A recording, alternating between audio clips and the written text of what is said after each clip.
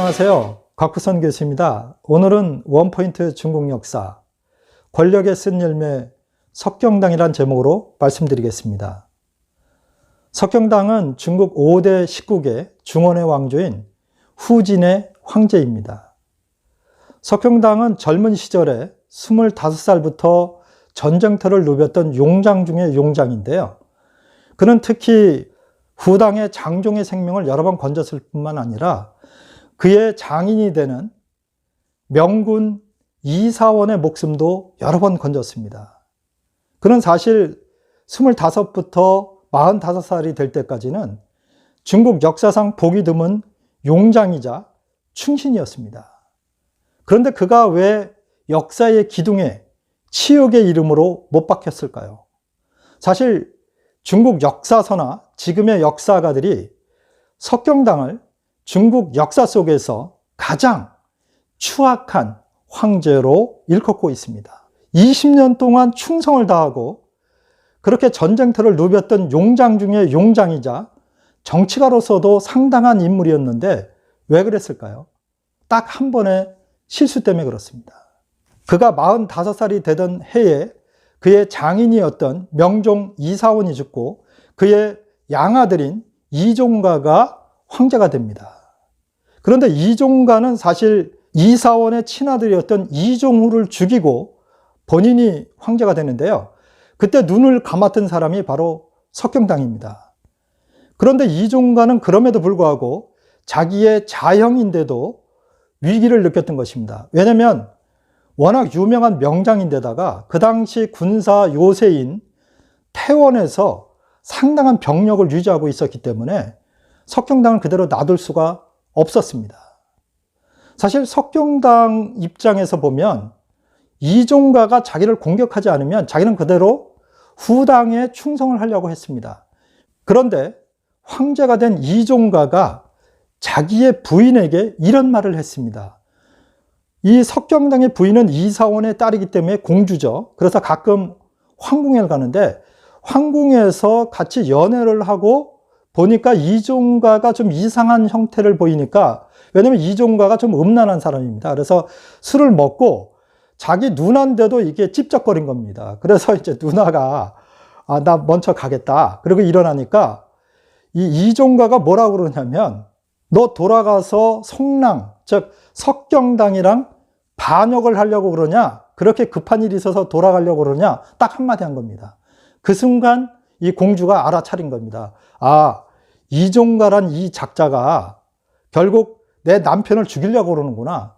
그래서 그 자리에서 엎드려서 절대 그런 일 없습니다. 그렇게 하고는 바로 나와서 태원으로 도망왔습니다. 도망와서 자기 남편에게 그 이야기를 했습니다. 그리고 이종가도 술이 깨고 나서 옆에 있는 친신한테 그 얘기를 듣고 이거 내가 실수했구나. 저거 석경당에 쳐들어오면 안 되겠네. 그래서 결국은 반란죄를 씌워서 전국에 군사 동원령을 내립니다. 그래서 수십만의 대군을 이끌고 태원으로 공격해 들어갑니다. 그러니까 석경당은 어쩔 수가 없었죠. 그래서 자기 병력 수만 명을 가지고 그걸 막고 있었습니다. 그때 이종가가 이런 명령을 내립니다. 내가 하동절도사가 아니라 다른 지역으로 간다면 내가 봐주겠다. 근데 그거는 너 죽이겠다는 얘기랑 똑같습니다. 그래서 결국 궁지에 몰린 석경당이 어쩔 수 없이 그 당시 강성한 국가였던 요나라에게 구원병을 요청합니다.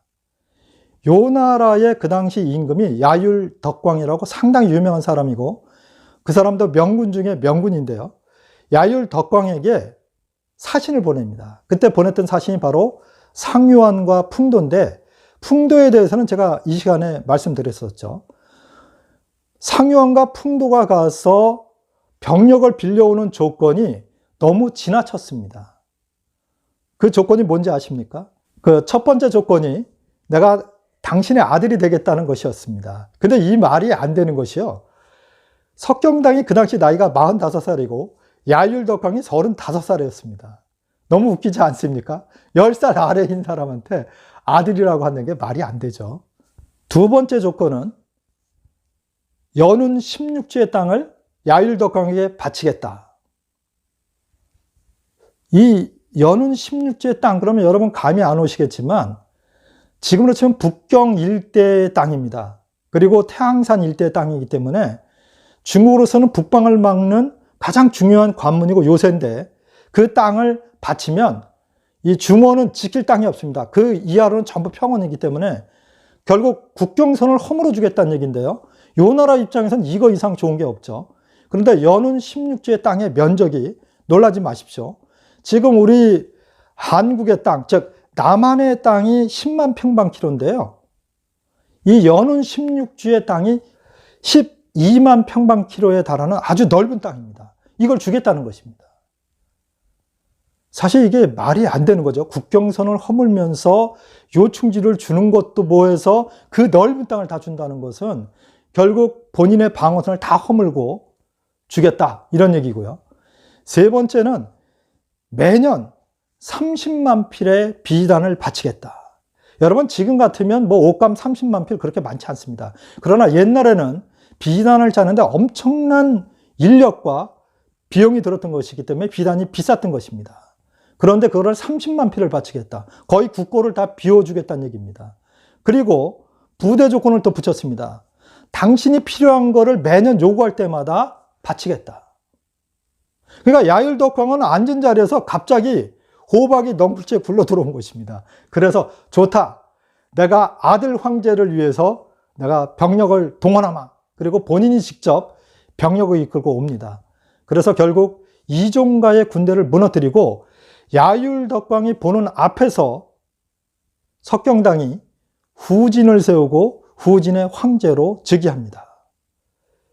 아들 황제가 된 것이죠. 그래서 아버지 황제한테 절을 합니다. 정말 중국 역사에 있어서 중국 사람들이 볼 때 치욕스러운 장면이었던 것입니다. 그래서 그 유명한 역사가인 뻐양 같은 사람은 이런 이야기를 합니다. 중국 역사에서 욕을 먹는 황제는 많다. 그리고 어쩔 수 없이 땅을 다른 나라에게 바쳤던 황제도 많다.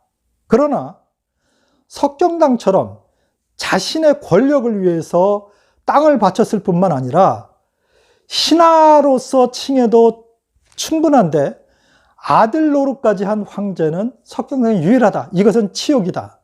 다행히도 그가 한족이 아니라 사타족이었던 것이 다행이라고 생각한다. 이렇게 썼습니다. 그런데 저는 이 말에 그렇게 찬성하진 않습니다. 저는 석경당이 용장이었고 또 충성스러운 신하였지만 결국 자기가 모시던 군주가 죽고 자기의 장인이었죠. 죽고 자기와는 별로 관계도 없었던 이사원의 양아들 이종가도 명장 중에 명장입니다.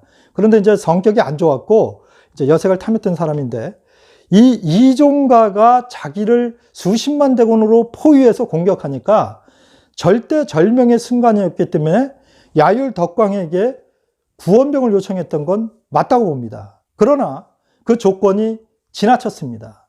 그의 유능한 장군이었고 나중에 후진을 뒤엎고 후한을 세웠던 유지원이 폐하, 땅을 바치는 것은 지나칩니다. 그냥 30만 필의 비단과 다른 곡물을 바치는 거로 충분합니다. 그리고 우리가 청천, 즉 칭신, 신하라고 칭하는 거로 족하지 왜 아들이 되십니까? 그거는 말이 안 되는 이야기입니다. 이렇게 이야기했지만 그는 상황이 너무 급했기 때문에 그렇게 했던 것입니다. 그러나 저도 아들을 칭하거나 땅을 바친 것은 석경당의 권력욕이나 이게 지나쳤다고 봅니다.